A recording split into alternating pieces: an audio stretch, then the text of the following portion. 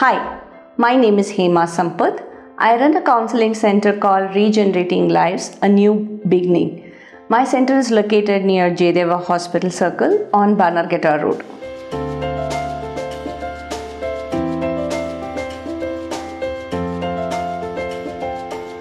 The next issue which we will discuss today is why some of the children refuse to go to school.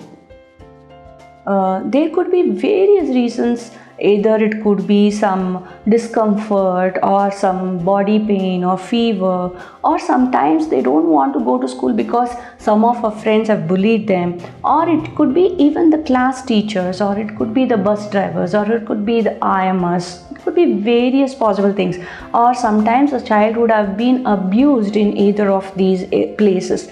So it need not be always that the child should undergo some fever or cold or something like that. We need to really understand if the child consistently refusing not to go to school, then we should definitely check with the school. Whenever there is an immediate parent-teacher meeting, you can understand and resolve and what is happening at school, why the child is not ready to go to school.